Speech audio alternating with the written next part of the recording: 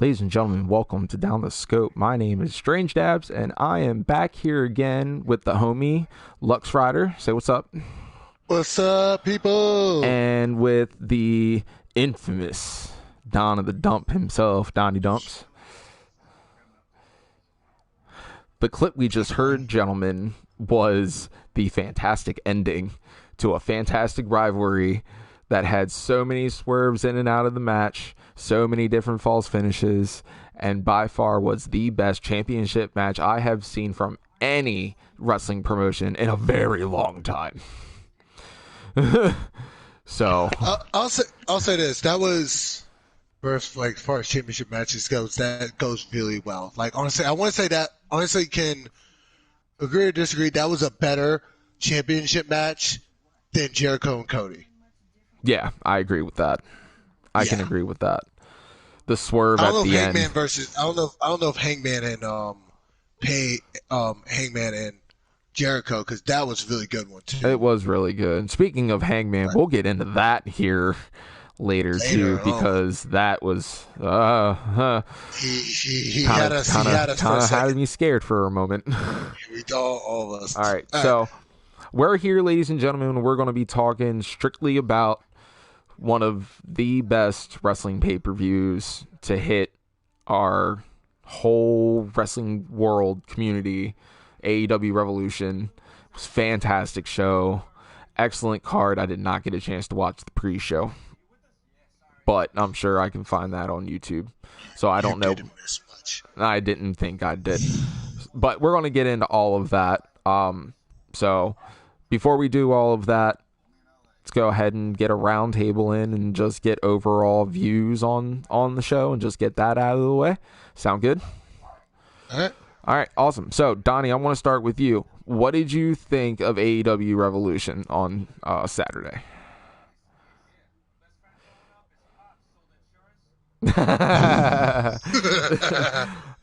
Hashtag Down heel life. Pew pew. Down let's go. Pew pew. Hashtag heel life. That's legit right there. But nah, he's not lying. Facts. Yeah, facts. He's not lying because Blood Money was trash. But we already had a show Horrible, about but that. we already talked about that. So let's talk about the good. Let's talk about the good then. Yeah, I saw it. What's your Blood and guts, baby. We'll talk about that later. We'll talk about that after we talk about the overall show. So let's go ahead and start off with the pre-show. Ryder, what was the first match?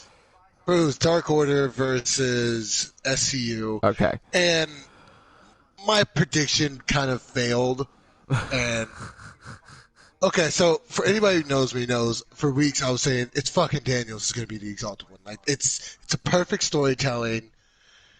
And honestly, I was like, all right, cool, we're going to get it. Daniel's going to get it. And I'm not going to lie, I missed the match. And all of a sudden I turned it on and I saw Colt Cabana in there. And then Daniels feed off the Dark Order. I'm like, okay, so obviously I got it wrong. And two, the fuck is Colt Cabana doing here? I fucking love Colt Cabana, bro. Yeah, he signed his contract. Colt Cabana is all elite. What better way to do it than his hometown of Chi-Town? But fuck yeah, man. Still, look, if we were gonna have a major freaking debut or something like that, it would be at any show that they do in Chicago. Right. So, and the arena was nice. Let's talk about the aesthetics real quick, because the one thing that really caught my eye, The stage was really good, but the one thing that really caught my eye, did you notice that they had all of the fans in the stands in the uppers wearing wristbands that actually went with all of the sub movies and everything? Like, I did not see that. Yeah, dude. Next time that you go through, and if you're able to watch a replay or whatever again, or just watch some of the highlights and shit of like the entrances and stuff on YouTube, I'm sure you can find it. Look in the uppers. They're all wearing wristbands that glowed to either the video that was showing, the music that was going on, the lighting in the arena. All of the fans in the mid and upper section wore them. It was dope. I enjoyed that aesthetic. If you can find it, you should watch it. It's really, really good. I'm gonna see if I can see like at least a picture of it on like. Oh no, you'll be able to see it. You might be able to see during an entrance or something like that. Wristbands. Let me see it. Keep talking. They look like lights, but they're not. They're wristbands that the fans are wearing. That's cool though. If that was the case, it was a really nice aesthetic. I noticed it and I was like, "Yo, that's fucking dope. That is fucking dope." Like I've never seen a wrestling promotion do that before. Like have the fans be that involved. Like Donnie, you were on the Jericho Cruise, so you got a chance to witness that firsthand. But that's just something different. I never seen that happen in a wrestling event before. So Donnie, what did you think of you said the show overall was better than what you saw on Thursday, but which we all can agree on that, but what was your overall view of the show though? Like from beginning to end, everything about the aesthetics, the way that the ring was set up, the stage, like what was your overall view of it going into the show, seeing everything on the screen and shit?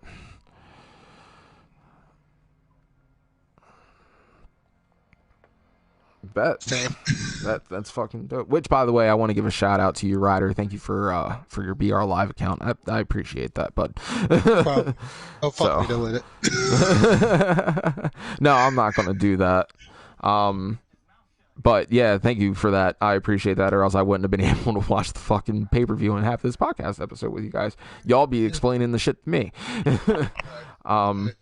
So, but yeah, I thought it was really good. Everything from beginning to end, I thought the show was fantastic. Like there was never a dull moment, but it was really good. Ryder, what did you think? The entire show was really good. Like, I got named by stage. Like, one of the things I love what they do, and I've done this on a couple ramps, the fact that the ramp connects directly to the ring always provides for good moments, and it's something that WWE hasn't done. I wish they would do more of it because it's a good ring setup. Right. You know, I mean, of course, it does. There is some issues. You know, like if you get backdropped, you know, the fall is a lot shorter and a lot more stiffer than falling to the ground where you can actually maybe catch your feet on it or something. Right. But it's something that's you don't see often, and when you do, it's something's going to get implemented. It's really nice look. It's personally, I liked it. But no, the show itself was good. I love the stage. The stage was the piece de resistance for me, But it was different. I liked it. I thought it was really different. Let's get into the pre-show. Dark Order versus SCU. Is that what happened? Yep. So what exactly happened? I'll be honest with you. I tuned in late to the pre-show. I don't know. I'm guessing it was your stereotypical 6-man tag match. Pre-show was, yep. Oh, actually, the Dark Order actually went over. And apparently they possibly did some kind of after-match attack on Frankie Kazarian and Scorpio Sky. I'm pretty sure that's when what's his name came out. Colt Cabana came out to help even up the numbers. I'm guessing because I saw Christopher Daniels last that it wasn't enough, and then Christopher Daniels came in to ride the tide and kind of scare away the Dark Order. It seems like they're not done with the SCU, so we'll see probably more of that. Maybe Colt Cabana will be inserted in the story some way. I'm just glad to see Colt Cabana on a wrestling TV show because it's been a while. Oh, you're saying Punk. The dark match that I'm curious if we'll see on AEW Dark on Tuesday was Yeah. Britt Baker and Penelope Ford Oh, versus God. Riho and Yuka Sakazaki. Okay, so I really, really hope that Britt Baker actually like upped her skill some, because I'm getting really tired of her almost injuring her opponent, because it seems to me that she needs I'm not some gonna work. lie. I'm not gonna lie. The stomping the teeth out on Yuka Sakazaki bit a couple of weeks ago. That literally had me cringing a little bit, simply because I felt it. I was like, Yeah, see, I don't like stuff like that. right. But I don't mind her on the microphone because she's not bad. She's not good, but she's not bad, and I hate being that person to ridicule. But the matches were. yeah, I'm sure the match times for the pre-show was short as shit. So no, it's actually longer than one of the pay-per-view matches, but we'll get to that later. All right. So, by the way, Dark Order, that match was 9 minutes and 25 seconds. All right. Hey, that's almost 10 minutes though. That's not that bad. Not bad especially for a tag match. So how long was the dark match? The dark match is not available. So okay, well then we'll have to find that out when it comes out tomorrow. So then what happened? So the first match on the show, the first match to kick off the pay-per-view was Jake Hager versus Dustin Rhodes. Okay, so what were our predictions for this? I think we all had Hager. You're right, we did. We had Hager because we knew that he was going to go over. There was no way that Dustin was winning that. It's his first match. Although everything that happened during the match was fan-fucking-tastic. I'm here to fight Jericho's bitch. Let's give a round of applause. Let's give a round of applause for Dustin Rhodes. Let's give a round of applause for him bringing out some classic Goldust stuff. Oh yeah, dude. Hager's wife. That shit was bomb. I was no, he didn't. I knew once they planted Hager's wife at ringside, I'm like, she's gonna have to play into this match somehow. Right. So I was just waiting for it, and they kept going back to her. I was like, okay, yeah. What are we doing? So Donnie, what did you think of this match, the Dustin and Hager match?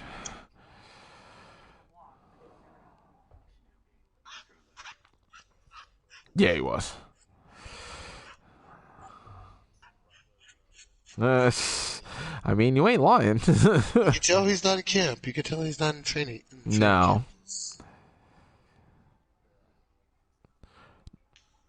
Well, Dustin really carried him through the match. Right. And I could tell that probably was Hager's first wrestling match in a long, long time. Yeah. The ring rust was real. Yeah, it was. Well, some things that he did, like certain like simple locks and stuff like that he did looked very effective. You know what I mean? That's also MMA training, you know, and you go through jiu-jitsu. Well, he had some catch can wrestling in there, some too. Yeah. I mean, it's not Jack Swagger that we know. It's a different person, like obviously a different fighting style and stuff, but yeah, he needs to get back into a wrestling training camp for pro wrestling and start getting in the gym, hitting the ropes, and really practicing. I think it's just one of those things. Hands down on it. We need to see him do more matches. You know, if anything, if you don't want a dangerous character on screen, you know, put him in some tag matches with Sammy Guevara or Ortiz and them, just to get him reps. You know, you don't have to put him in the singles matches. You can build up his singles repertoire as he's going through these tag matches just to get back in the rhythm of wrestling.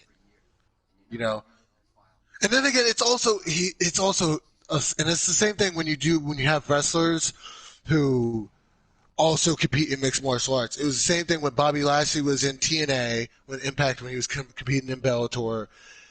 King Mo had the same issue. You know, pick something.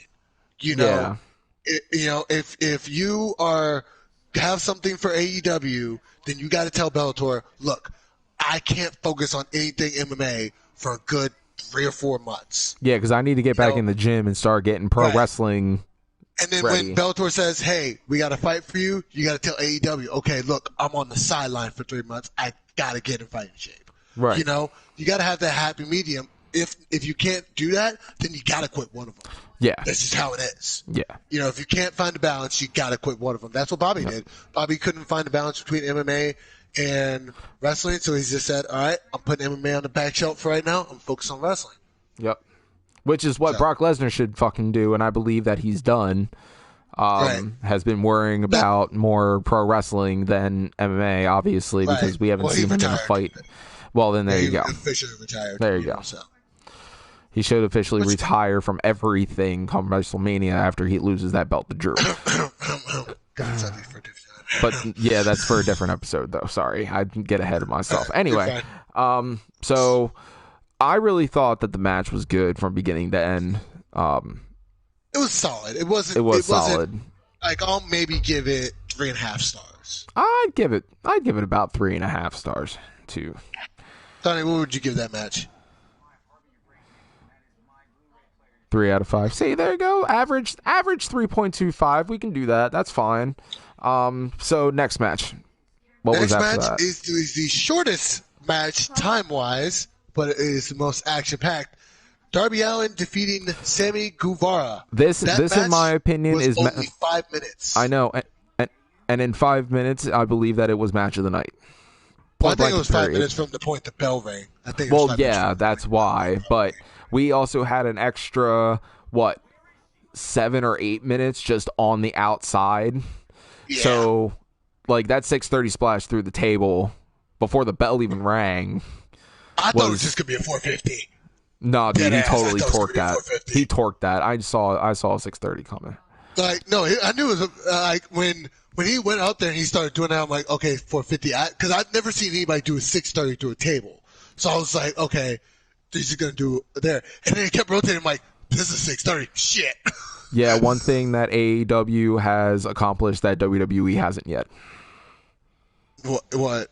Having their top cruiserweight star, which WWE's is Ricochet, do his finishing move in a hardcore status. Right. Sammy Guevara was the first person to do that. Well, we don't want that blood and guts stuff. No blood and guts. Which, it's funny that you say that, because blood and guts is the term of the show today, because we're going to talk about that at the end. But also, their tables broke properly. How about that? Yeah, I know. WWE. They actually shattered. It was good. Yeah, I know, right? We're not going to talk about that. God, poor girl. Anyway, so that match was really good. Okay, you're more of a Darby Allin. No, does he always do that coffin drop from that far goddamn away? Yes, he does. Because I didn't think he was gonna make that. No, I knew he was gonna make that, bro. He hit Shane Strickland from the center of the ring off the farthest fucking corner post coffin drop. That's how he beat him for the Defy Championship. Jesus, yeah, dude, Homeboy hits that shit. Homeboy hits that shit mad. That's right up there with honestly, the only other person who can hit a diving move at that extent is RVD in his heyday with that 5-star. With the 5-star. RVD can hit that 5-star from far away. Yep. If he wanted to.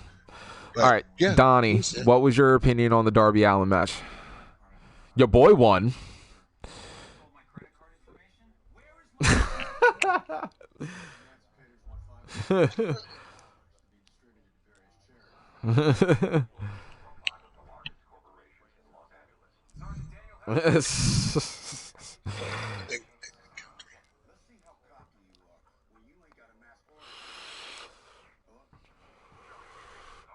Yeah, that shit was fucking mad, bro. Mad. It still had a lot of effect on that too. Like, the shit was bad. Am I the only one who kind of wanted Darby to kind of? I wish they would put a little ramp at the end of that little runway so Darby can like kickflip in or something like that. That would be really cool. He would Am I the only one that kinda wanted that? he would need a nice launcher for that, and it wouldn't have helped because the bottom part of the ramp was actually carpeted. So Okay. that's why he stopped at the end of the screen. One of these days, I part want of him the to ramp. just take a skateboard into the ring. Just I jump think in. we might get that at another AEW pay-per-view. I have a feeling we might actually get that. Because they've been teasing it. But yeah, even though the match technically, according to the books, went 5 minutes, it was still 15 minutes of fucking flat out awesomeness throughout the whole thing. Darby Yeah. won. Yep. Sammy came close though. Drop, Yeah, that coffin drop coffin did it. drop from so And far then, Jake, downtown. and then you see Jake Hager come out and pull him out because Darby was trying to get his hands on him again. That shit was mad. Yeah, and yeah. So, all right. Following that Next fantastic match match. was arguably, in a lot of people's eyes, the match of the night. Kenny Omega and Adam Page defeating the Young Bucks, in which was a tag team match that went for damn near 31 minutes. 30 minutes and 56 seconds. Can I say something real quick? What's up? Who else got scared at the end after they won the belts? Yes, Okay. I did. Because at the moment, I was like, Adam, you're better than this. It wasn't Adam, even. It don't wasn't do even it. Adam. It wasn't even Adam because honestly, if you looked at it, the Bucks and Kenny were in super kick formation. That is Like, true. They were like turned to the point of where like if they would have played out the Adam come in, it's like all right, cool. They could have super kicked his head off. Which would have Like, made they them the repositioned. faces and Adam the heel. No, they would have made them the heel and the Adam. The Oh, face. yeah, no, you're right. Because that means that it was set up prior to Adam's just random fucking thought, which he immediately was like, yeah, no. Like He was like, "Come on. he gripped the Come on, rope in his formation. Like the grip of the rope was in his typical buckshot lariat. Donnie, Formation. that golden trigger. What? Talk about Oh my God, it was disrespect, bro. That was emotional. Donnie, I was what like, did you why think? you What did gotta you do think of that? What did you think of that moment when the Bucks hit that golden trigger on Kenny? I damn near almost cried. Same. Oh, dude, we just went.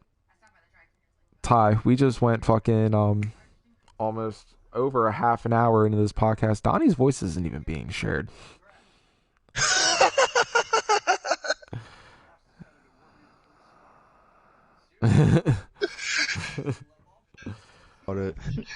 It's Okay. It's Chris paying Donnie back. Well, for we're not disrespecting gonna his fucking voice. restart it. So whatever, fuck it. It's a half an hour of just pretty much me and Tyson talking anyway. So It's all good. We're back. We're here. anyway, we're back. Is it being shared now? Are we good now? Though? Yeah, we're good now. Yeah, we're good. Okay, cool. Gucci. So welcome Donnie Dumps to the show. Welcome Donnie. Yeah, even How though you he's doing? been in here for a half an hour and he's actually has said some shit, so there's some silence. Listen, guys, this is episode 2. Okay, we're still We're trying still to working figure. out the We're still kinks. working out kinks. Okay, y'all are gonna have to bear with us, and I'm not cutting that shit out. Rome wasn't built in a night. No, it wasn't. So anyway, I think that will ever be the funniest part of our show ever. It's like, so far. yeah, so far. Anyway, so That that match golden trigger got me right in my feelings. It did. Donnie, I It don't did, know and I how was you like- felt about that, but I mean, it was despicable. It was disrespectful. it was majorly disrespectful. How the fuck could the Bucks do that, man? That's their boy. That's what we need to like. And they knew how much that meant to. I'm sure Can't- Kota Ibushi was watching that shit and he was like, "Guys, why?" I just want Kota. No, Ibushi Kota went stone to face. come to AEW. He's like- stone face leave again. New Japan. He was probably like, It's time. It's time. Yeah. No, Kota needs to He come was to like, AEW." Could this mean Kota Ibushi AEW confirmed? oh my God! Please don't tease me, man. Don't tease me. Anybody who knows me, well, you guys don't know me yet. Kota is one of my favorite professional wrestlers today. So, like, I'm not gonna lie, I cried when Kota lost the IWGP Heavyweight Championship. I I feel hated Okada for that moment. So, like, don't tease me with Kota, because Kota in AEW. Donnie, we got a mark over here. He already wanted to come to AEW when they first started. Yeah, but I know. Kenny told him no because he wanted Yeah. to win the heavyweight title. Yep, And he will. I have a And he feeling will. Kota will. he will. He will probably eventually, but I mean, It's not going to happen anytime soon, though, which is kind of upsetting. I see him winning the New Japan Cup and challenging. Really? Do you see him doing Yeah, I that this do. year? Okay. he's a Yeah. beast. All right. Well, we'll have to cover that. Yeah, 'Cause we'll cover that. But I mean, it's just right now, and this is all I'm going to go into it. Looking at the field and the matchups, and looking at who's the champion. If it was Okada as the champion, I probably said, I don't know. But the fact that he's there and the push he's gotten recently, he won the G1. Yeah, he did. He was on He was in the main event match in night one. Yep. You know, it's just he's on a high level with New Japan to the point of where they won't bring him down any further. Right. Like, he can only go higher up. Well, as soon That's a different story let's for see Jimmy. what happens after if he does win the New Japan Cup and he does challenge for the IWGP Heavyweight Championship. We'll cover that. And if he does win it, I can see him holding it for maybe about a year because we know how New Japan's schedule is. Yeah. So Well, the thing we won't know because we don't know what they're going to do with this coronavirus. They hit the show. that They is canceled true some because they had to cancel I think 2 shows. They Which should They have been canceled from March drinking 1st to Heineken. March 5th. they Forget should have about it. been drinking Heineken's. Fucking Donnie, goddamn. Okay, it. moving on. Okay, To the next match. so Or is there more you want to talk about with the no, tag team match? no, we'll go on to the next one. That's fine. Okay. So what was next? Nyla Rose versus Chris Statlander. 12 minutes, 45 seconds. A really good match time for I just a wish women's championship. I just wish that they were more in. I wish they had time to actually work their stuff out prior to the show, because Right. at least one match on Dynamite, so that way they can get Right. all of that like first time jitters It's a out of tag the match. way, Good tag match. or a would've good been. tag match would have been able to do it. But just to get that first time jitters out of the way, you know what I mean? Because Because Some we've things seen looked good really matches with Chris good. before. but some things looked really good. Other things, on the other hand, looked very slow and sloppy, in my opinion. But that's just my I'll be opinion. honest, I didn't pay that much attention to the match. Like I think I watched a bit of it, and then I kind of faded in and out. I was just checking. I mean, I'm glad that Nyla won, which we knew that was going to happen. Speaking of which, keeping track with our predictions. I don't think who had Kenny and Adam. I think I think we all had the Bucks. yeah, we all didn't get that one. So we all had Jake. Yep. Y'all thought Sammy was gonna win. Both of y'all thought Sammy was gonna win. I did. I had to side So with it Donnie means- on that. Yeah, I did. So- So you got that okay. one. Let's take a quick time out so we can tally up because Okay, so we both had Jake. We all had Jake, so that's 1 up for everybody. Yep, I had Darby, so that means 2-1 for me yep, against you two. Everybody had the Young Bucks, so we're still at 2-1. yep. And then I had Chris Statlander, and both of y'all had Nyla Rose, so now we're 2-2. Yeah. Okay. So Okay. yeah. God. All right, awesome. So we're tied right now. That's dope. Yep. Okay, so Donnie, is there anything you want to talk about that match? yeah, Honestly, I'm ready to because move on. I want to know what Donnie has to say about that. Well, that match was rushed. That match got put together way too quick. Should have waited to put Chris Statlander in a title match at Double or Nothing. They should have built her up more and more, because she's gonna be a star. She's Yeah, gonna she be is. up there. She is. And I feel like they just put it together because they had to put a women's match on the card, so they just tossed them together too quick. I mean, their problem, honestly, is that they need a performance center, somewhere where they can train in a wrestling ring. And have their own way of running matches. Because they've all been trained and they've all worked in different indie circuits and stuff like that. You know what I And mean? Dustin's already volunteered to do that too. Yeah. That's one thing they really got to do. Like, they got to really think about doing that. They need like their own like wrestling school, performance center, whatever. Like, Power plant. Oh, you pretty got to much. bring Same back type the of power thing. plant. Yeah, same type of That's- thing. AEW power plant. That shit would that's be one of the bad. reasons why. That's one of the reasons why NXT wrestlers are so good in the ring. Because they When you have think that time about to it, train. They don't have to travel. Yeah, they train every day in the ring. And they work together all the time. And they work together, but yeah, that's how they were able to do it, because they can go into a performance center with each other every day, and they can work with each other to develop that chemistry and that style. You know what I mean? Yep. It's like a Young Lion system. Yeah, pretty much. That's why New Very much Japan's like it. matches are so much more cleaner. And it's because they have their Young Lion system where they train them in everything that New Japan is about through the dojo. Right. So And they get it's their asses kicked by Minoru oh Suzuki. yes they do. Yes they do. That's my favorite part I would of the hate to Minoru feel Suzuki match. I would hate to Because feel you Minoru know- Suzuki chop. I would hate to feel that, bro. Those guys are no joke. That's my they favorite gonna hit thing you. about a Minoru Suzuki match is we're going to get a jump start, we're going to get chokes, and then we're going to get a Young Lion get beat the fuck up. Yeah, But he pretty has much. good- he has good ring psychology too. Yeah, he does. He knows when to do does. stuff. You know what I mean?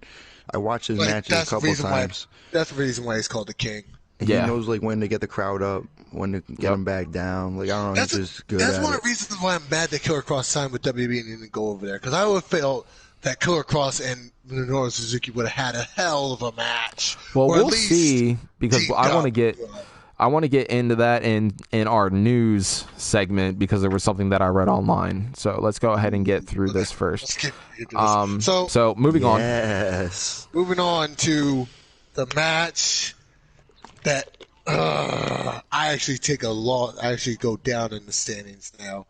MJF defeating Cody. Which, by the way, me and Donnie both called that one That's right. Yeah. The good guy ended up on top. in such a Yeah, so- fantastic fashion. That's 3-2, So you good. guys. That was So a great good, match. bro. It was really good. It was, yeah, the match, honestly, it was what you would expect from a babyface who's trying to get his hands on a very cowardice heel. It followed the playbook to a T, and no matter how many times you've seen it before, this one just was just You know who? as good. You know who MJF reminded me of in this match? Who? Ric Flair. Yes! Yes, I'm surprised. I'm glad somebody else caught it. Everything very that he Ric did, Flair-ish. everything he Even did. the bumps. Yep. Everything he did, all of the movements, everything from the outside work, his character work, his facial expression, like yelling at the crowd and stuff like that, and getting real heat because he got heat that Yeah, night. people were...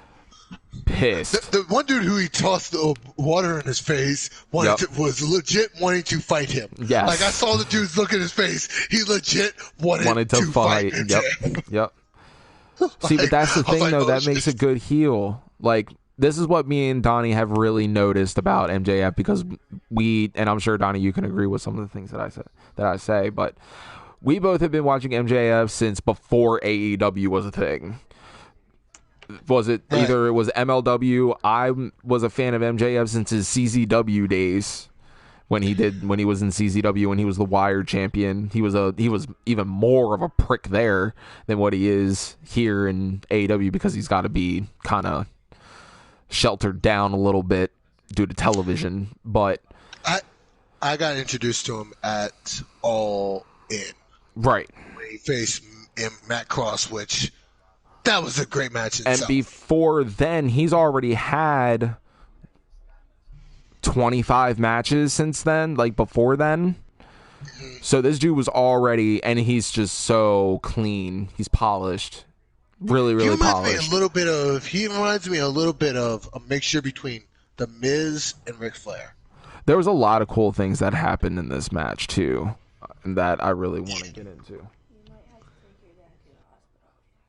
Is he not feeling good? It's not that. He's since he's slept all day and he took But no, the match was really good. There was some spots that kind of was kind of like, oh, we really doing this? Like, because he's still in pain. It's, but what you think, Donnie? What you think? but Give Chris time to. if I say cut it, and then What did I think? I thought it was a good match. I thought that from start to finish, the setup of it was good. The result was good. I mean, what babyface does Cody remind you of? Babyface. He reminds me a little bit of Sting, WCW Sting. He does, but he also kind of does remind me of his dad too. Exactly. That too. Exactly. But honestly, I This think was a intensity- Dusty Ric Flair type of match, and Cody we just knows how to get sympathy from the crowd. He knows really how to does. play things The reason off. why I say Sting is I'm talking like not Crow face paint Sting. I'm talking about the first face paint Sting. Yeah. Because of his intensity. His All intensity American was very Sting. Sting-ish. Yeah. His intensity was very early Sting-ish. yeah, Like, I agree that with was that. just that's what got me. Can we on. talk about that giant ass fucking American Nightmare family tattoo he got on his neck for a moment? Bro, The I was elephant in the not room. I barely even noticed expecting that. That's Here's the because thing. you were watching your boy, but I'm just being honest. But yeah, dude, the way he I came can't help out. it. He's the face of the company now. Yeah, no, that is no lie. He beat the owner. Yeah, he beat the. He didn't beat him He clean. beat his boss. He beat his boss. He didn't beat him clean, but he beat him. Yeah. I liked it. I liked the synonymous of it. I think it was too big. I'm not gonna like judge tattoos because I'm fascinated I by think it I looked love them. clean. To be honest, It looked with you, clean, but it was just, nice. I think it was just a really, really too big. Well, everybody has know, their own like- taste. I Yeah. personally would get something like that. For me, for those who haven't seen my Instagram page, I do have tattoos. Right. I would do something like that for me, but currently at the moment, I'm trying to stay away from my neck.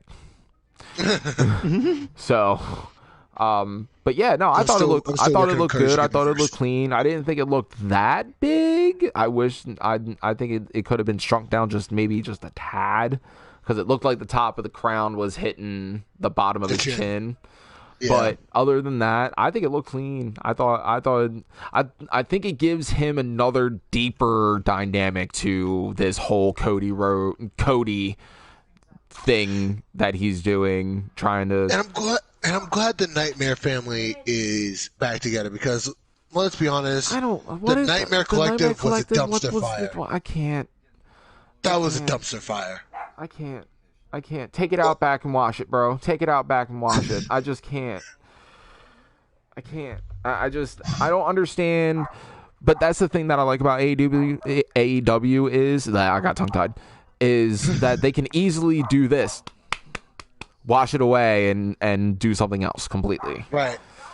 and it works. And that Nightmare family needs to stay like that because that's like every time they do stuff like this, it just makes it's so cool. I'm Yeah. sorry, it's so cool. Like the walkout with the only person they were missing. I'm mad is I didn't get to see Pharaoh. I know. Where was Pharaoh? They probably had to That leave would've been Pharaoh at dope. home. No, Pharaoh's like the mascot of the Nightmare family. That is He's true. the mascot. So whenever I don't see him, I'm kind of get upset. But no, one of these days we'll see him again. Yeah, We'll see no. the Siberian Nightmare. Donnie, what did you think about the ending? Because I want to get the heel answer from Yep. Donnie about the ending, the ring and Ask the the tights, heel. bro. Because that shit, that's what really suckered me, and I was like, knew yo, that ring this was gonna dude go just by pulled somewhere. an alternative to a brass knuck spot using the ring. So what did you think of that, Donnie? I mean, it just shows why MJF's the face of the company. I mean, forget about it. He's a step ahead of Cody, you know what I'm saying? Cody was just jealous of MJF because he knew he was going to be face of the company.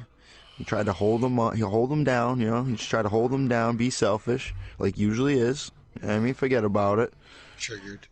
But the good guy prevailed, you know? The good guy prevailed on top. The world is right. I knew we were gonna get massive gloating from Donnie Jones. Like I was prepared for that this entire fucking day. Well, you knew anything we do on this podcast is going to get us heat, bro, as and soon you as knew that he MJF was won, going to. Yeah. as soon as MJF won, You weren't I gonna was hear like, the end of it. "Fuck, Donnie's gonna go off." You weren't going to hear the end of it. But do you know why MJF won? Because he's better than us and we know it. Exactly. Because he's better than us and we know it. That's right. He says So- he's better than me. I'll kick him in the nuts. How many nuts you got now? I'm better than nuts. Okay, moving on. Anyway, moving on. So that match actually went a good 24 minutes. yeah, I know 24 minutes, 40 seconds. it was a good 24 fun minutes match. of gold. I enjoyed every last minute of it. It And was really then good. we go into the next match, of which, honestly, I will no longer doubt you guys when you guys say something about a wrestler, because I was really surprised. Orange Freshly Cassidy squeezed, bro. versus Pac. Freshly squeezed, bro. Before we get into the match, I'll say this: I'm happy we brought it up to a tie because I won that one. Because y'all said Orange Cassidy, I said Pac, so I think it's now 3-3. But The king of outside of sloth that- style, bro. The king of outside sloth of that, style. fucking Orange Cassidy, Cassidy my is just a God, monster. I didn't know you had it in dude. you. He's such- Dude, that was amazing. What did the best friends say? And he's actually going to try. He's Yo, actually going to try. I Orange don't know what he's going to Cassidy- do. I don't know what he's going to do. We'll just see. We'll just see. But Orange Cassidy lived up to that. He did more than just try. This man put on a barn burner of a match with Pac, and I want to give props to Pac too, because his character work throughout this whole match was absolutely fucking great. I loved Right. it. The beginning part It of the was- match when they were doing the sloth kicks, that shit was so good. Oh, honestly, when I would have loved it if Pac would have loaded up, right? If they would have loaded up at the same time, like oh, and they would have both hit it at the same time. That would have made it a little bit better. Pac's wish just I a would- good heel too. I kind of really wish like Pac him. would have done what Tommy Dreamer did with the arms and be like,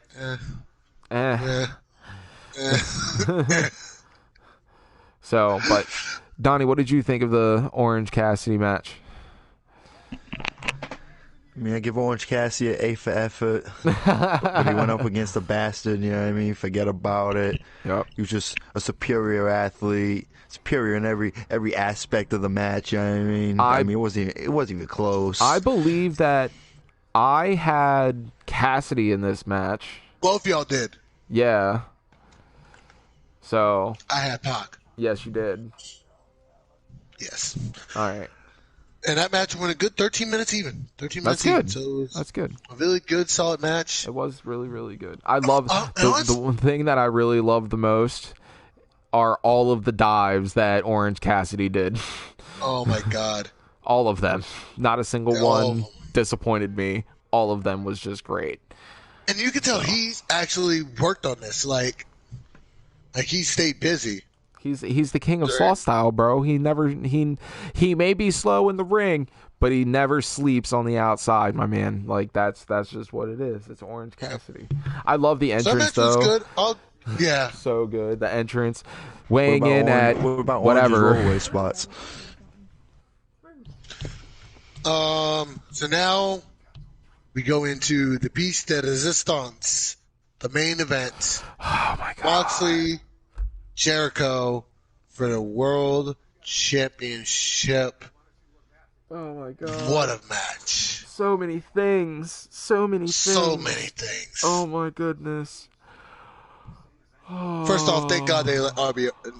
Thank God. Once again, can I get a quick appreciation for the God of reffing in 2019 and 2020? Aubrey Edwards. WWE and NXT have failed in their referee searches because Ref Audrey is Amazing. she is a female Earl Hebner, point blank and period. Like, she was trained by Earl, and it shows.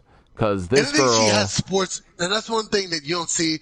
That's one thing that Earl had that you don't see in a lot of referees is personality. right? And God, she has personality for days. I like one of their other referees though too, because they have 4.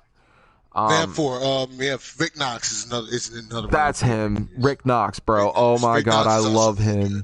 He's so good. He's over eccentric on everything. So good. Very, very much. I love it. But no, But- just a lot of things in this match. Just they fought on the outside start. even after the bell rang with no count for a good maybe 2.5, 3 minutes. It was so good. That was just like I said. It was everything you would have expected from both of them, and you could tell. And this is what happens when you get guys who know each other, because because they did it. We've seen their chemistry. Like honestly, they even had good matches in WWE. Yeah, they did. Yeah. They did. So But it didn't remind me of a WWE match, though. That's the whole thing. And I think it is simply because of they took their knowledge of each other Right. and just said, okay, we know what we can do. Okay, this is what I can do now that I don't have the reins off. This is what you can do now that I have the reins off. Let's add that in there. So basically, the base of it was a typical WWE match, and they just added their own personalities to them. And you can tell some of it caught each other off guard. You know, there's some moments that Chris was doing something and John was like, when you could tell John wasn't comfortable doing. And there was sometimes when John did something and you could tell Chris was like, wait a minute, what are you doing? They were fixing his eye patch throughout the whole match. Right. So good. Donnie, what did you think of the actual turning point in the match where Moxley pulled off his eye patch and they were... I think the turning point in the match was the ejection by the Inner Circle. Right. That was the ejection. That was definitely... I died. You thought he was playing possum. He was playing possum. You hear my fiance in the background. She actually watched that match. That was like one of the only matches on the card that she watches. He was never blinded. And the thing is, he could see the whole time he was playing possum. No shit, Sherlock. Thanks, Tony Schiavone. You knew it. Wait, does that mean Santana was never blinded? Oh, breaking the kayfabe rule. Anyway, but Donnie, what did you think from beginning to end?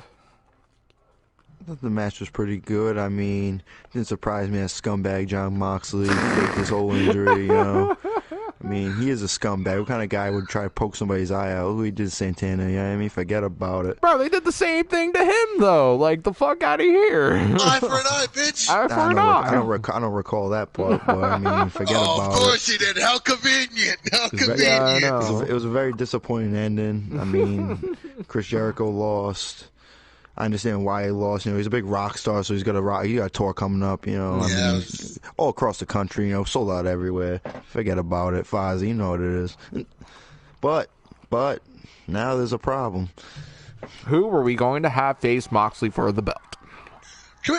Before we move on to that, can we talk about the entrance by Jericho, the choir singing Judas? Yeah, that was a great dope. entrance. The only thing I'm mad about is that kind of sucked the song out of the crowd because they sung that one and they didn't have any energy for the actual song singing. Oh, but they turned it around, though. They did, but it wasn't as good as we're used to hearing. I figured Chicago, of all places, would blow the house down with that. It's also great heel work by Jericho, though. Hiring a choir so the fans don't sing his song. Yeah, he had to one-up Cody's entrance. He's like, oh, he's got a live band, I'll just get a choir. That down straight was really good. Yeah. That was really good. It didn't surprise me the crowd wasn't really singing that well. I mean, they were in Chicago, a bunch of stupid idiots. Forget about it. But what are your thoughts on the new nickname for, like, the kind of, like, coincide for the Inner Circle, the Painmaker Posse? What's your thoughts on that? I think it's kind of like... I mean... We'll see what happens. I like to see... Oh, excuse me. I got the hiccups. I like to see building. See if it builds. Because if it builds to be into something like like how the Bullet Club had... excuse me. The Bullet Club had two separate sects. They had the Elite, Bullet Club Elite, and then they had the Bullet Club. Right. But they also had... What was that? The Bullet Club OGs and shit. BCOGs, yeah. Yep, BCOGs. So they had all of that already. You also had a faction where it was these Tongans with Chase Owens. Chase Owens, the honorary Tongan. But no, like the only thing is, reason why I was kind of if that is the section is Inner Circle isn't that big to do that because that's all the members of the Inner Circle in that Painmaker Posse. Right. So I'm like, okay, hang on. Then is it the Inner Circle or is it the Painmaker Posse? I'm confused. Well, if they would I'm have brought sure somebody they'll. in to just be a part of the Painmaker posse, it would have been okay. You know Well, what I mean? maybe Jeff Cobb debuted on Dynamite, and he helped out the Inner Circle. I have a feeling he's more. of a What about something? What about something else? Maybe Lance Archer. What about Matt Hardy? Ooh, that would be. What happens? Okay, What happens? we'll Matt get into Hardy? that stuff. That's post. That's post. Listen. What happens? Matt Hardy takes Chris Jericho's spot in the Inner Circle because he lost the championship. They all turned on him. Right. Because he's going to leave soon for 2 months. So what are they going to do, the other 4 guys, without him? Yep. That's gonna be weird. Imagine that. Imagine if Matt Hardy came in, just took his spot, and they all just turned on Jericho. So before we get on to what's next, let's wrap up this pay-per-view. So here's, and once again, Chris, you're the boss. I'm like defer to you. Let's do favorite match of the night, and this is just by enjoyable. You just from every point of that match you enjoyed. Let's do surprise of the night and disappointment of the night. Okay. So first off, Chris, match of the night for you. Definitely Darby and Sammy. For sure. Okay. From beginning to end, it was just nonstop. Even though the bell technically didn't ring until like 8 or 9 minutes into the match.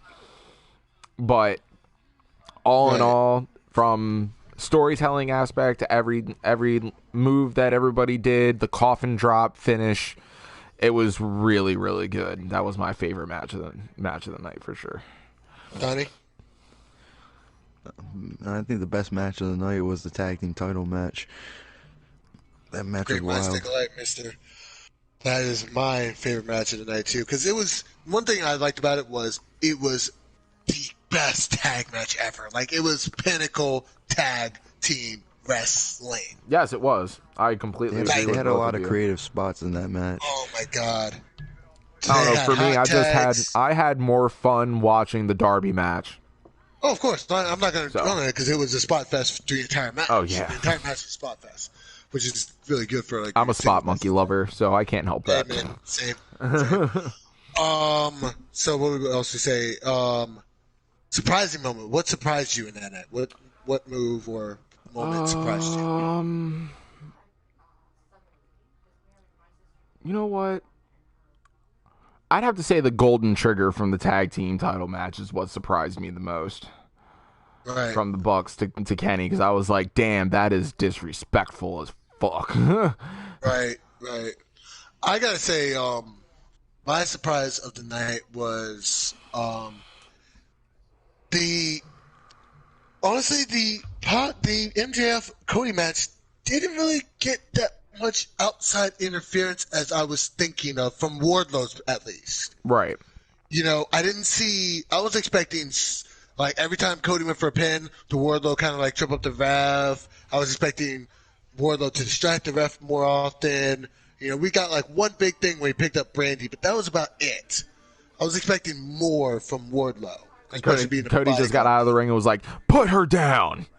And Wardlow Right, like, we didn't just get any slowly drops her to the fisticuffs. ground. It was a lot more tame. I'm guessing because they wanted to just keep the action. They're like, okay, we got enough of Wardlow during there. Like, let's let that. But honestly, there was just a little bit. It was more of a one-sided beatdown by Cody, and just small heel attacks to allow MJF to win, instead of a good heel. So I don't know.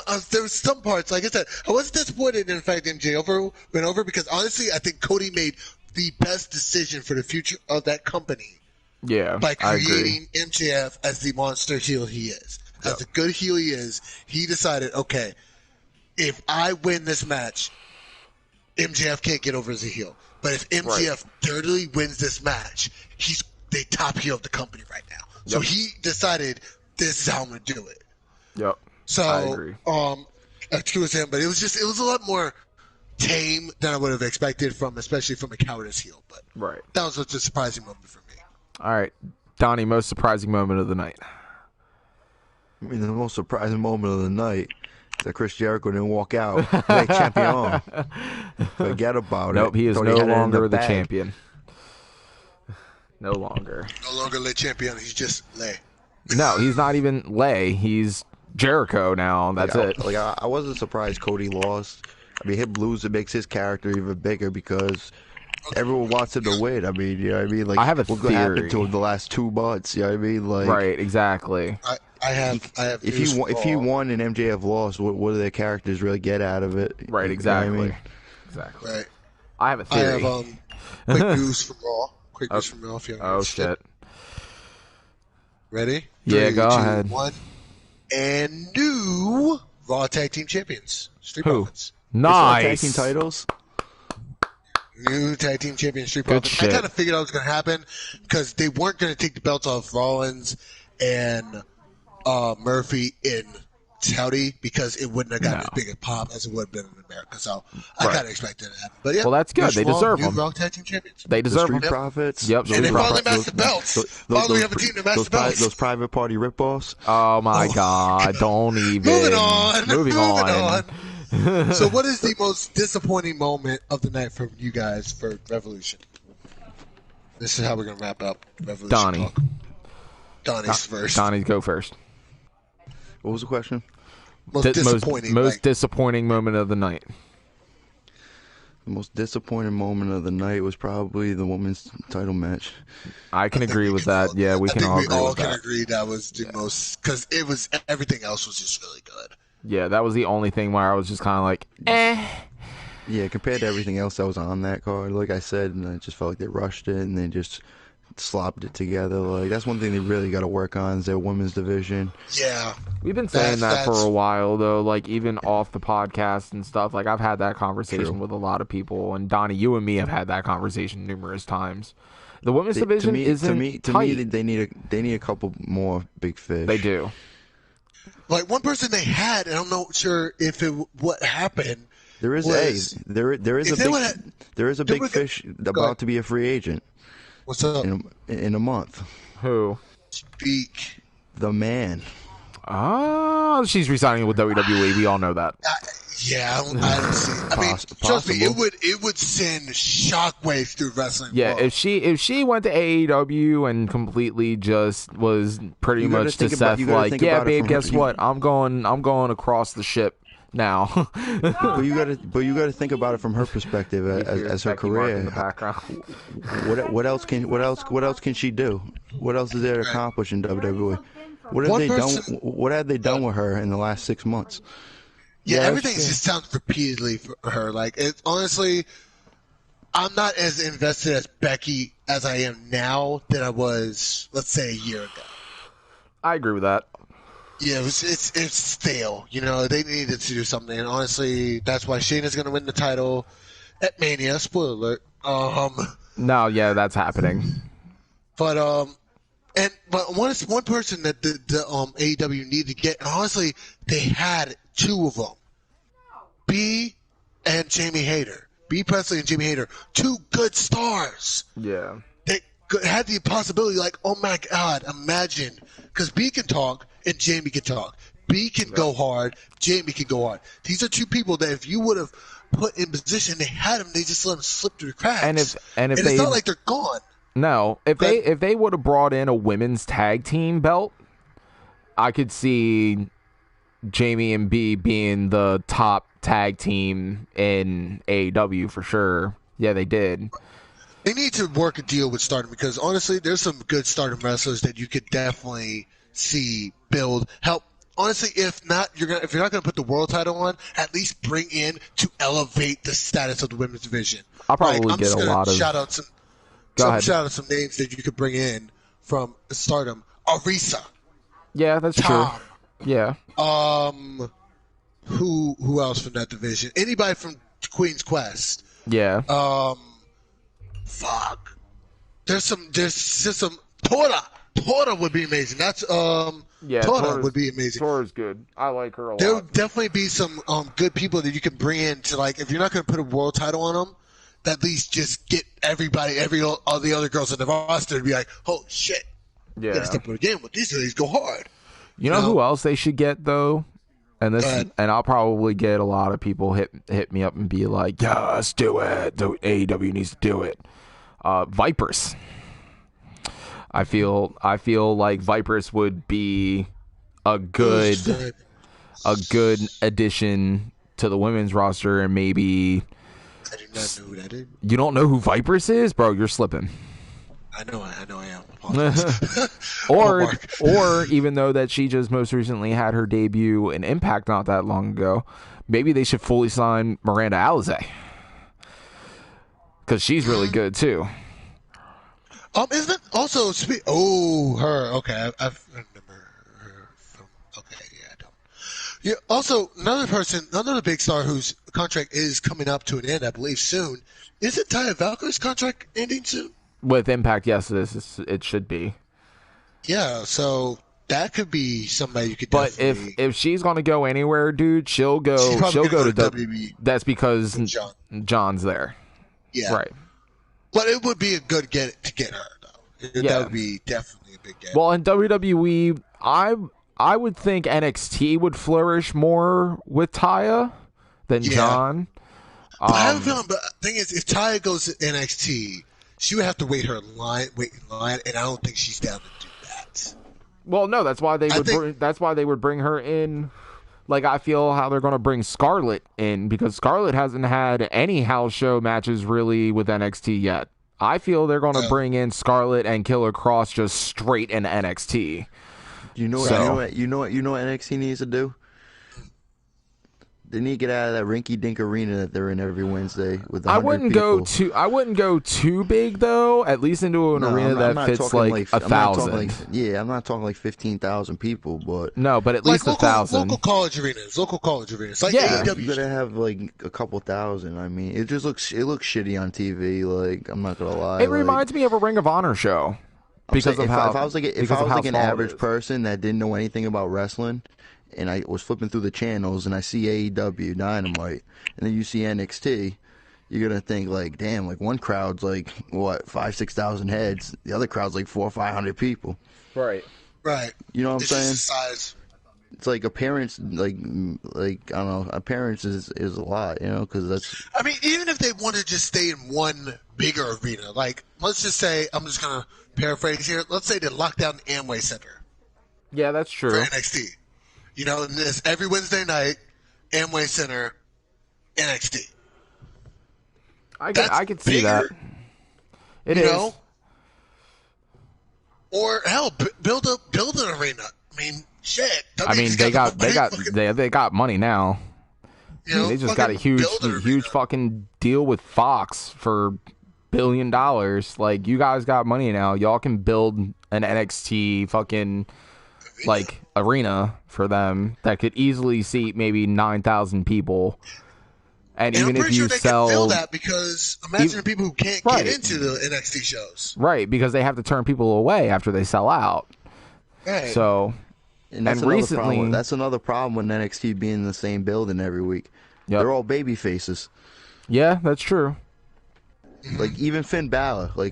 Yeah, obviously you know he's trying to be a heel, but when he comes out in that crowd, they're not going to boo him. No, not now. Not currently. They won't. But I can see Finn doing some foul shit here soon. You know what I mean? Like, they do heel shit, and they're supposed to be heels, but they always get cheered. They get cheered when they come out, but then after Adam Cole opens his mouth, that's when they start to get booed. But they still love him, you know what I mean? Yeah, like, they do. Like, you can still tell, like, you know, like, they're not gonna sit there and boo those guys, you know what I mean? Like, because they're there every week, those fans, like, you know what I mean? That's what I tell people. I say, when Roderick Strong joins the Undisputed Era, that was the biggest face turn, according to the fans, in history. Yeah, because they knew it was going to happen, A, and B, they were just wondering when.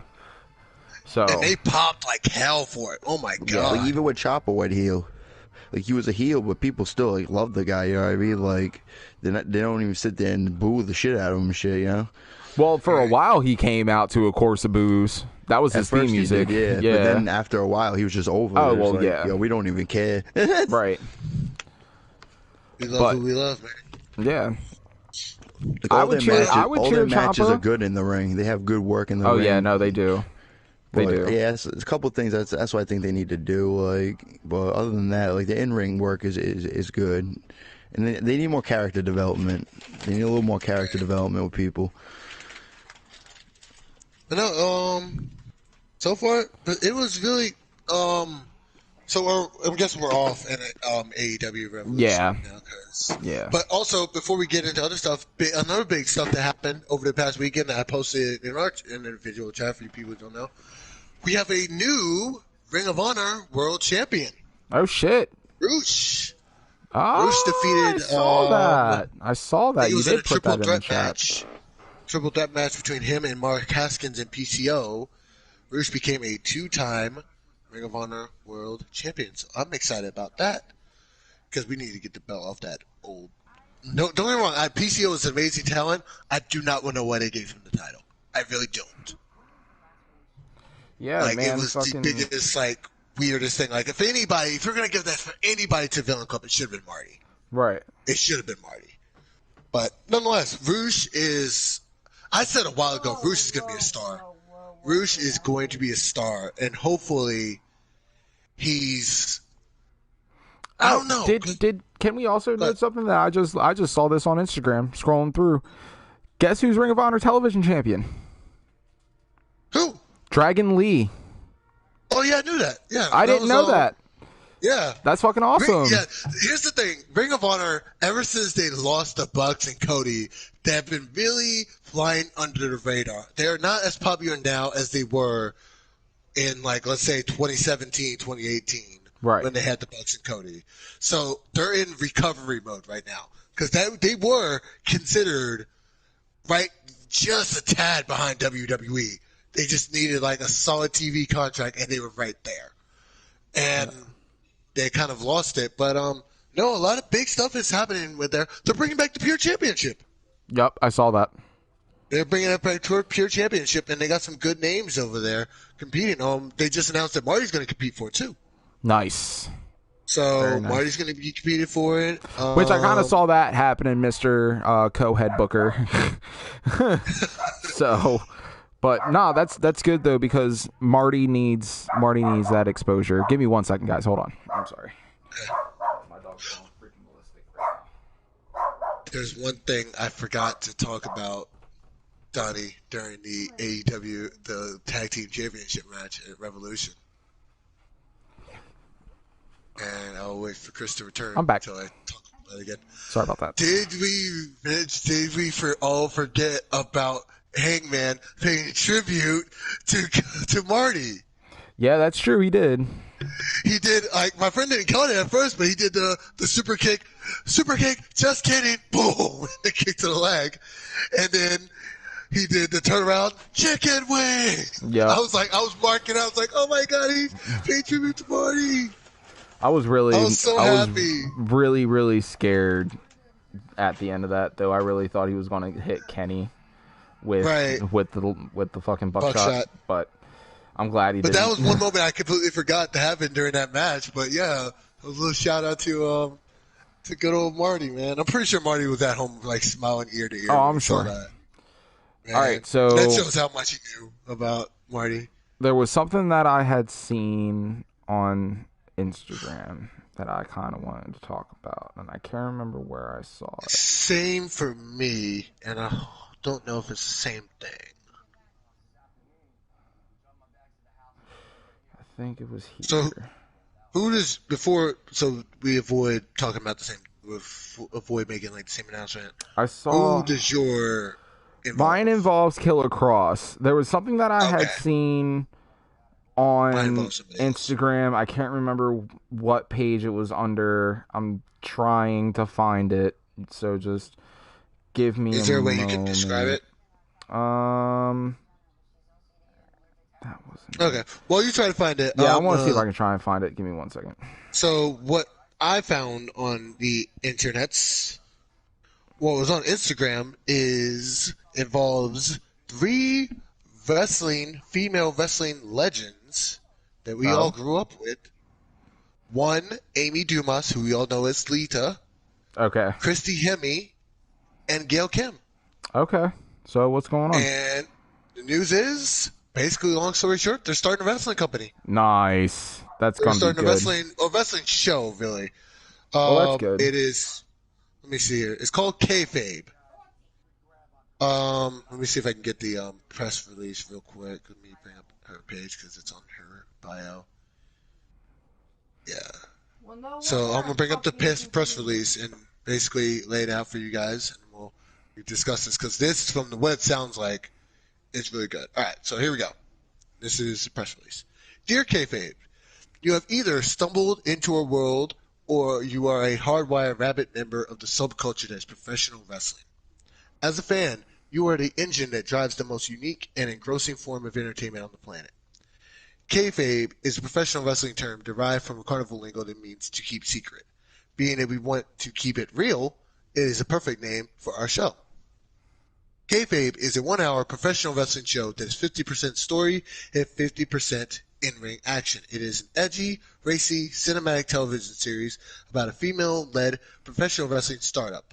This show is a dramatization and is a collection of female stories inspired by real-life events. And yes, this is still at its core a wrestling show with world-class in-ring action. But in its unique narrative, we take you behind the curtain, into the locker room, and outside the arena. So what does that even mean? What are you watching? Why are these stories even worth shit? Because we present them with no filter. You get drama, passion, humor, love, anger, frustration, and real-life challenges. Plus, we address the 800-pound elephant in the room and the current landscape of the world: abuse of power, manipulation, injury, addiction, inequality, and a euphoric high of pursuing your life's passion that clouds every damn decision. So who are we? Basically saying we're a collection there. Some of the names involved, there are 2 names involved outside of Gail Kim, Amy Dumas, and Christy Hemme that are involved that are big in this project. So 2 of them. One of them, I'm pretty sure Chris knows about, Mr. Jimmy Jacobs. I love Jimmy Jacobs to death. He's so good. Jimmy Jacobs is involved in this program, innovative writer, producer, and storyteller who has a reputation for pushing boundaries in wrestling. And another person who's involved, one of my favorite wrestlers, one of my favorite heel cruiserweights of all time. Ooh, Chavo! Nice. Chavo Guerrero, world-renowned professional wrestler, SAG award-winning stunt coordinator, and accomplished television producer. Chavo Guerrero is a part of this project. Some other notable names, you have Alicia Edwards, Eddie Edwards' wife, and some other people. But basically, it's on Kickstarter right now. If anybody would like to pitch in, their pledge budget is $400,000. They're up to $24,101 right now. So, yeah, they have been working on it for a while. I think the first post of it was 3 days ago, but it was just something that I saw was scrolling across the internet, and it is really interesting because if they're doing what I think they're doing, it's going to be a little bit of like what Lucha Underground did. A little bit of reality TV, a little bit of TV show. It's honestly, I'm really excited to see what this is. You know? Yeah, I'm excited to see that too. Yeah, especially with the names that are involved. I mean, you think about Amy Dumas, Lita, one of arguably my favorite female wrestler of all time. Christy Hemme up there as well. Gail Kim, pioneer. You know, Chavo Guerrero, one of the legendary Guerrero family. I'm excited. I'm excited to see what they do and what the product is going to look like.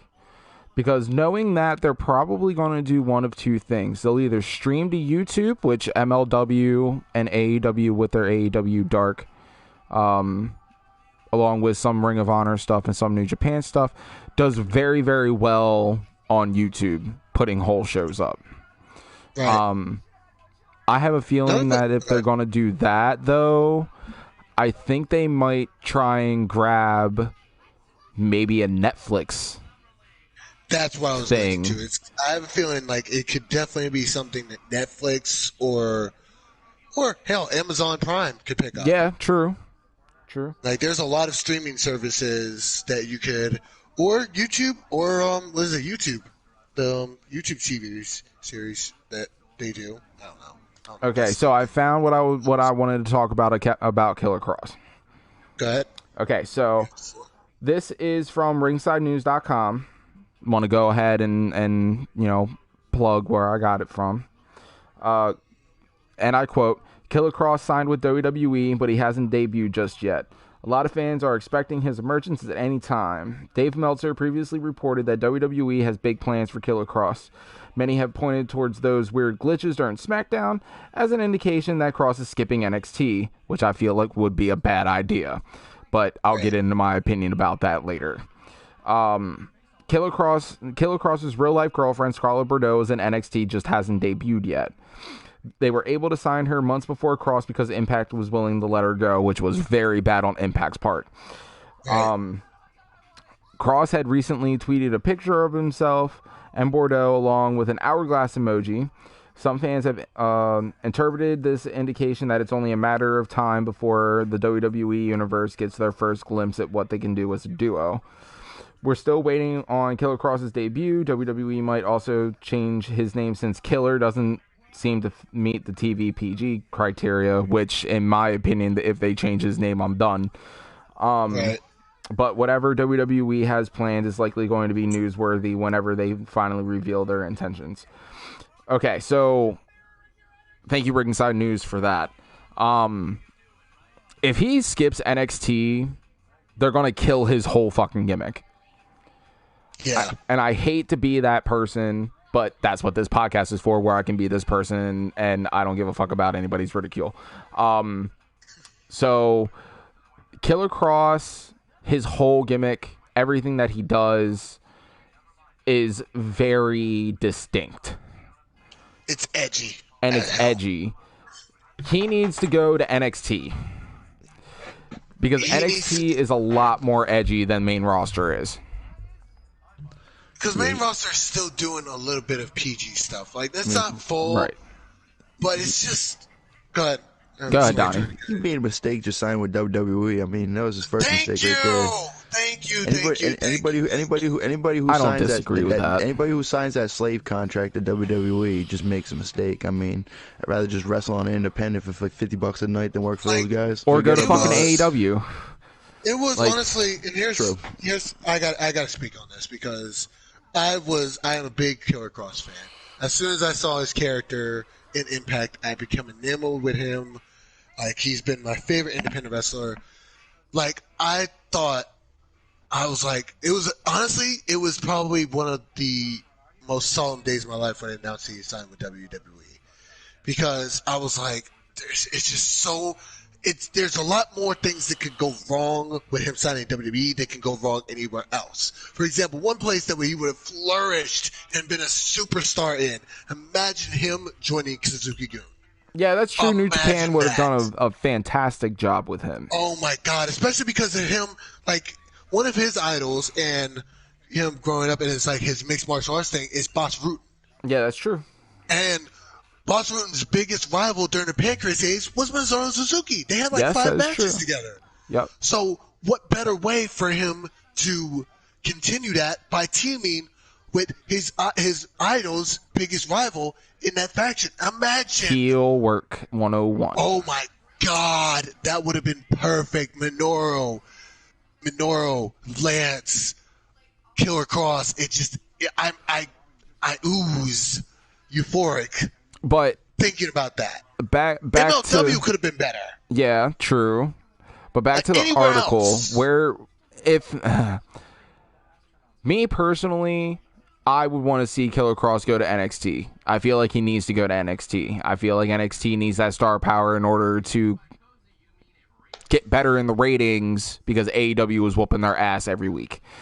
So I feel like he would be better there. Ricochet just got buried? How? He lost to Riddick Moss. Are you fucking serious? Yep. And this is why I'm not watching Raw. Of course Ricochet got buried, man. He's got 2 things against him. Yeah, he's small. Yeah, that's one. That's why, honestly, I think he should have. He's small. He's small, and he's a minority. I mean, that's 2 strikes right there against him. Damn. But it's the truth, though. It's not what I think. Well, no, it's not what I think either. But that's how WWE treats their superstars. Yeah. I mean, look at the female stars. Like, look at Asuka and Kairi Sane. Like, why do you think that they get the shit stick? And that's why Kairi Sane's going to get choked. And that's why Kairi Sane's going to get choked out tonight by Shayna, because that's what's going to happen. Yeah, And probably. it's a shame because honestly, like, do you think of the Japanese stars they brought in the last couple of years? Shinsuke Nakamura. Shinsuke Nakamura should never left NXT. I understand why, because he kind of did everything, but still, nonetheless, Shinsuke Nakamura, I haven't been a fan of him ever since he left the WB title picture. That's when he's kind of gone down for me. I mean, don't get me wrong. I'm glad he's having fun, enjoying this company. That's the only reason why I'm okay with them being them, is because I could tell by their social media and stuff like that, they're generally enjoying it, the experience. But I just think they could be doing so much more. I for feel their careers. Kushida's having more fun in NXT than what he would have on Raw or SmackDown. Oh yeah, absolutely. So- Especially, they brought Shelly back. They brought Shelly I back don't know for if him. I don't know if he's actually signed though. I don't know, because he did compete in the Ring of Honor show Right. immediately after their loss. But no, the fact that WWE just went out of their way to do that for that momentum, Yep. you know, to bring back this time splitters for that one And time. I was like, marked the yo, fuck out. I knew they were I going to did lose, too. but I marked the fuck out. Like, that Regardless. was amazing. Yeah, it was. But no, it's like Kushida's having fun. I just think some of these guys, it's just, I think it's because at that time, the other indie options weren't as predominant, you know? Right. I think when Shinsuke came over, you know, Ring of Honor wasn't really a thought process because, you know, AEW wasn't that good. He's already done everything he needs to do in New Japan. MLW hasn't brought up to the point. Like, I guarantee you, if these people were to hit the free agent market again, it'd be a lot tougher Different. decision Yeah. than it would have been back then. Right. You know, same thing with Finn. You know, don't get me wrong, Finn is an exception to the rule because he has flourished in WWE. Nothing has gone wrong with him. Everything he's done has been amazing. But can you imagine if he would have had the option to go to MLW? If he would have had the option to go to AEW, Impact, you know, all these other shows that weren't really an option when he left New Japan. That is true. You know what I mean? It would be a lot different. So, but where do it'd be you a lot think different. where do you think Killer Cross should go? Get back In on that WWE? subject. Yeah. Do you think he should go to NXT first, or do you think absolutely. that? Okay. I think he should be a Ciampa to NXT, never leaving. Stay there and just never leave. Donnie, what do you think? Where do you think Killer Cross should go? I mean, if he goes on the main roster, he's just gonna get buried like the dozen of the other NXT guys that moved up. So he should just stay on NXT, honestly. I agree. Like, quick quiz. I don't see if you guys know the answer to this. How many NXT champions have gone on to win? I'm not going to count titles. I'm going to talk about top titles on main roster, like Universal or WWE. How many NXT champions? And the list is a lot smaller than you would think. Yeah, it's Finn Balor, 2. and Samoa Joe. No, because Samoa Joe hasn't won the world title yet. He's Shinsuke. won titles. I'm talking about top title. I'm talking about WWE Universal. I thought he won the WWE Championship. Nope. My bad. Honestly, Kevin if I'm Owens. remembering correctly, I think there's only 3, and you just said 2. Yeah, Finn Balor, Kevin Owens, Oh yeah, Kevin Owens and And there's Shinsuke. one more. and Shinsuke. Nope, Shinsuke never won the WWE Championship. I thought he he did. did. Yeah, he did. Oh, he Yeah. did? Yeah. He had shots I know against it's- I know AJ it's hard Styles to and lost 3 remember. times. He didn't. I'm looking Shinsuke it up. has never been WWE champion. Shinsuke Nakamura never won the WWE title. Never has ever won the WWE Championship. I'm looking it up right now.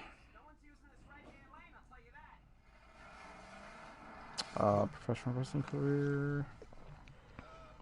Well, he might not have. I don't know. I thought he did. I thought he did too. He's won the Intercontinental title and the United States title twice, but he's never won the WWE He Championship. was NXT champion.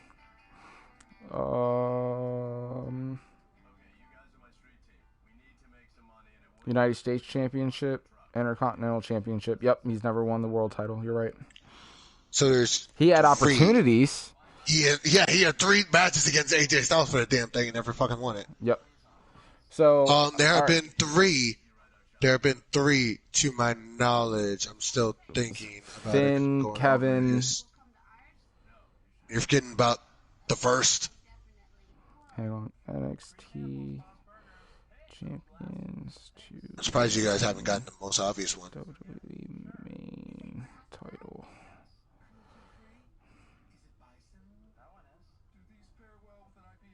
Okay, so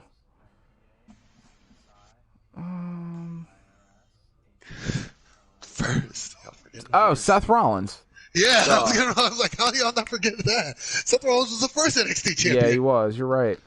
I mean, Seth Rollins is pretty forgettable. And honestly, we're I mean, gonna get the fourth. We're gonna get the fourth here because Drew McIntyre is gonna win. Yeah, Drew McIntyre is about to rip that belt off of So, but that just off of shows Brock. about it, though. Yeah. What the fuck is that? I'm sorry, yo. That ain't gonna happen. I mean, Brock ain't putting nobody over. Bro, Brock's going to lose that belt at Mania to Drew, and Drew's taking the belt, and Brock's going to leave for a while. I can already see it. We'll see. But yeah, Until so, I see it, then I'll believe it. All right. Well, we'll have to watch Think about Mania the people then. who were in the inaugural tournament. Let me to ask you win. guys. Let me ask you guys a question. When's the last time Brock Lesnar put somebody over in a championship match? That is Seth true. Rollins, Well, Goldberg. Goldberg, Seth Rollins. All right. That wasn't over 50. Seth Rollins. Seth Rollins. Seth Rollins. I keep forgetting about Seth Rollins. You know, he's, Roman Reigns. Roman Reigns, yeah. Roman beat Brock for the belt. oh yeah, Roman. I know that must have been a tough one for Vince. Yeah, Roman versus Brock, 2 of his favorite sons. Yeah, I know, right? I want to talk, going back to NXT Championship, I want to go back to who remembers watching the inaugural NXT Championship tournament. I do. 'Cause I remember it. So I'm looking at this. Look at some of the names that were in that tournament. I'm just going through the first round. Richie Steamboat, Oh, Leo shit. Kruger, Bo Dallas, Jinder Mahal, Seth Rollins, Drew McIntyre, Justin Gabriel, and Michael McGillicuddy, Wow. who's now known as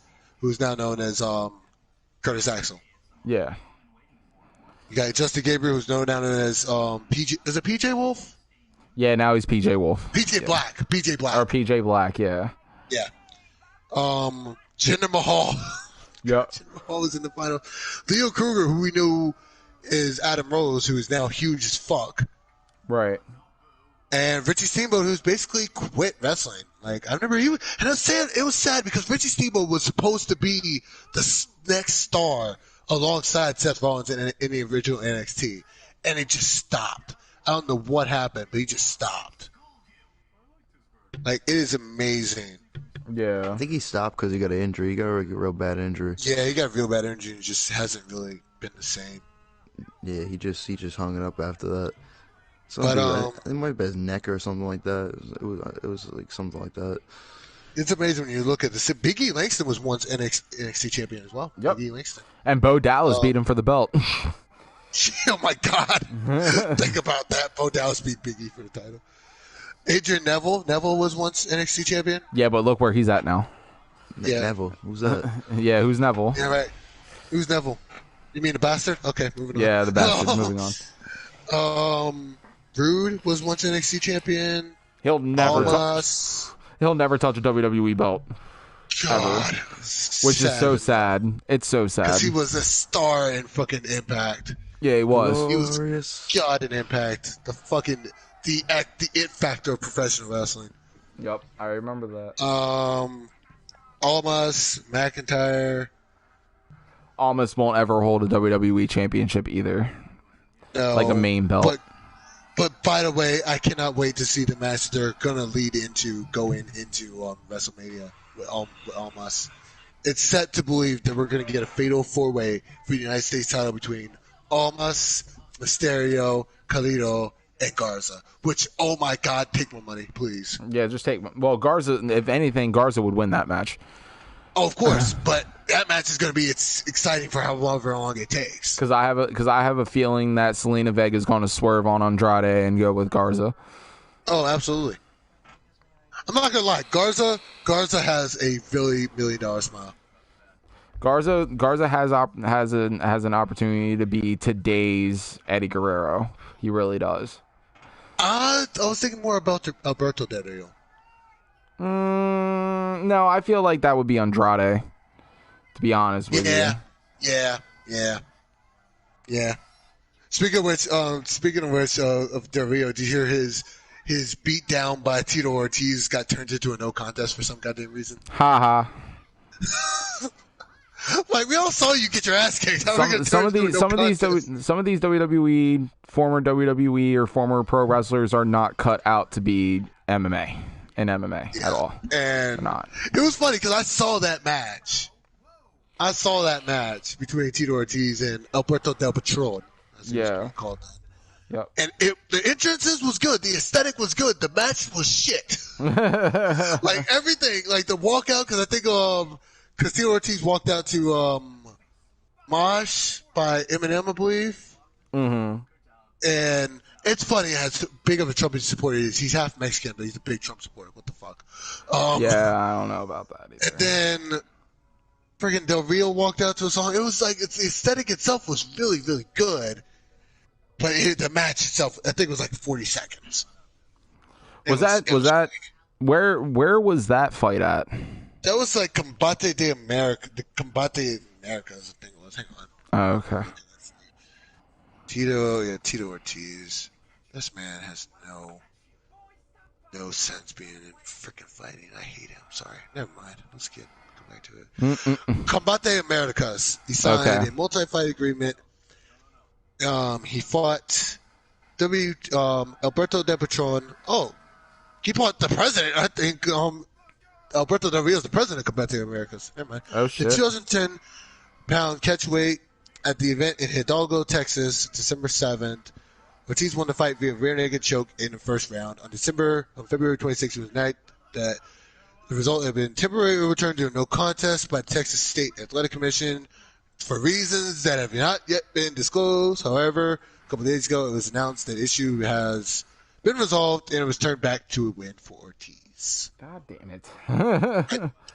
I don't know what's going on there. He's stupid. I just get him away from me. All right. So, Donnie, when it comes to this Wednesday for AEW, what do you see happening on the show? Give us your predictions for this week. Ready yet? Well, I think Jon Moxley's next opponent is going to be Cody Rhodes. Okay. You really think Somehow. so? Yeah, I do. How? Okay. I don't know how, but I think it's going to happen. Okay. Ryder, who do you think Moxley's next opponent's going to be? I think we are going to see the debut of Moxley's worst nightmare. You really think it's going to be Lance Archer? Words. Everybody dies. You really think it's going to be Lance Archer? Probably not, but I just want to see Lance Archer. Okay, y'all want to know? You want to know who the obvious choice is and who I think it's going to be? MJF. Yes. God fucking damn it! I was hoping you would say no. And I was like, okay, cool. But you said MJF. I was like, damn it. No, it's going to be MJF. MJF just beat Cody. So what's the next big thing that MJF could possibly do? Think about it. Go after Moxley. He's not going to beat him. No, he's not ready for Moxley. But it's going to be MJF. I can just see it. Because they're getting ready to write Jericho off for the next 2 months. Right. So it's got to be MJF. If it's not MJF, it would be Cody. I agree with Donnie, but my opinion, it's the salt of the earth. He's better than you, and you know it, MJF. God, I don't want to hear that catchphrase again. Just accept it. Accept it, Ryder. Moving on. So no, this was a really good. The last couple of days in wrestling have been really intriguing. Like, yeah, the kayfabe news, Ring of Honor moving up, doing some stuff. So far I have 2 nominations for Mark of the Week. Oh God, here we go, Mark of the Week section. Who do you got? Okay, these are nominations. We will make our official Mark of the Week this Sunday. This Sunday show. We have a full week. Okay, but one of them, AEW Sound Guy. What the fuck? Oh You yeah, are a what the nominee fuck? For Yeah. Mark of the Week. Yeah, no, I can put him up for nomination for that too. Donnie, do you Another agree with one. that? Yep. Donnie? I mean, the mark of the week to me was probably Brandy Rhodes. Oh. Oh, interesting. I mean, secretly she was cheering for MJF. You know what I'm saying? But she's just trying to Oh act like she my supports her God! husband. Here You we know what I mean? go. Here we go. Like you know how she is. She's a gold digger. Oh, Next God, thing you know, here you're we gonna go. tell me that she slipped the ring into MJF. I'm surprised she didn't. She probably wanted to. You know what I'm saying? But Warlow did it first. You know, he slipped the ring to MJF. Allegedly, I didn't even see that part. Honestly, Yeah, I didn't see that part. But I thought it went clean. Another mark of the night. Mark. This was a small. I'm not sure if he should be a nomination, but it would be an honorable mention. Chris Statlander for that failed kick up early on in the freaking match. Yeah. Did we just all see that?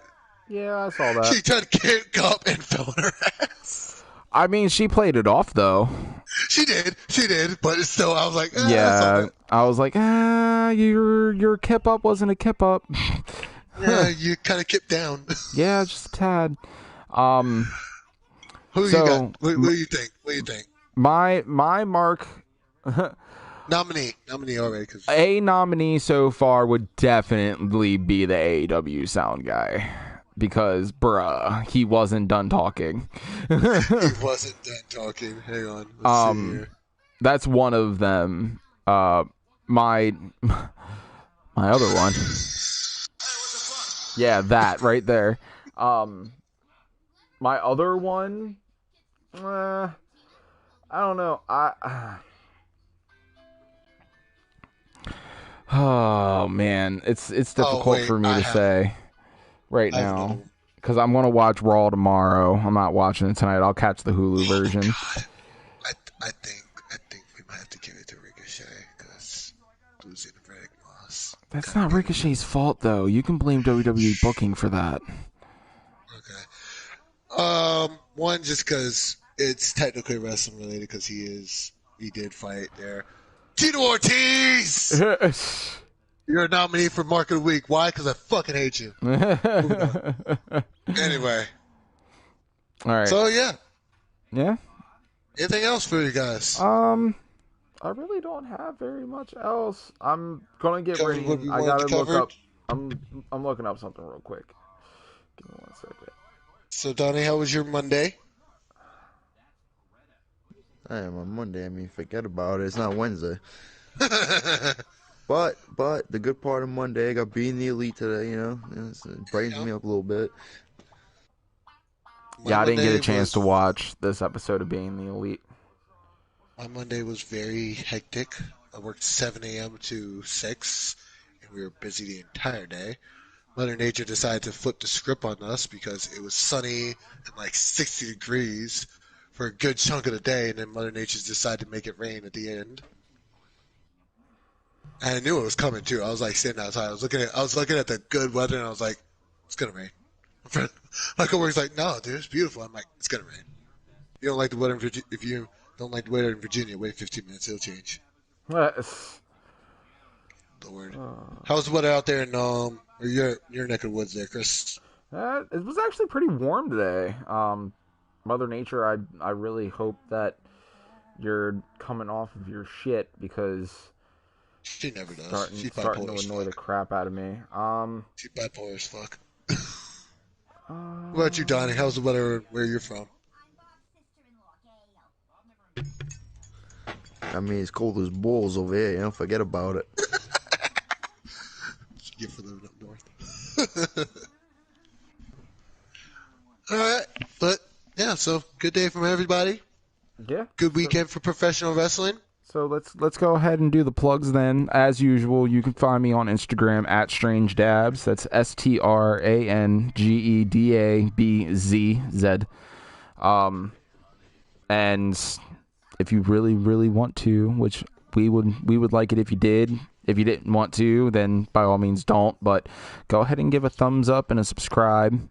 We're actually working. I'm going to be working on getting an actual Down the Scope YouTube set up for us to stream the shows to for now. and I'll make sure that I give you guys long kids and stuff for that once I get it made. So, Donnie, go ahead and plug your shit there, man. Yeah, it's at Donnie Dumps 41. You know what I mean? Forget about it. Ladies, stop sliding into my DMs. I'm not interested. I'm sick of dodging all these grenades. Forget about it. And for me, as you know, I don't need your pity follows. I have stuff to do with. I don't want you to follow me. But if you must follow me, and if enough people follow me, I might open my account for private. It is LuxRider on Instagram. On the Twitter is Real LuxRider, LuxXRYDER, a Y because I'm not a Mark. So once again, I don't need your pity follows, but if you follow me, if you must. All right.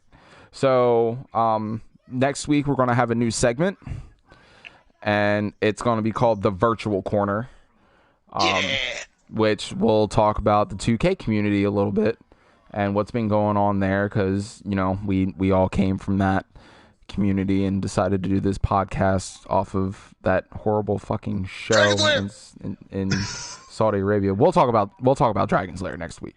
But yeah, there's a lot of stuff going on in the 2K community, virtual pro wrestling community, call community, whatever you want to call it. That's really, really good. And then there's stuff that's going on that's really, really bad. And for the stuff that's going on that's really, really bad, which is 85% of the time, we're going to have something to say about it. Trust me, nobody is out of the scope.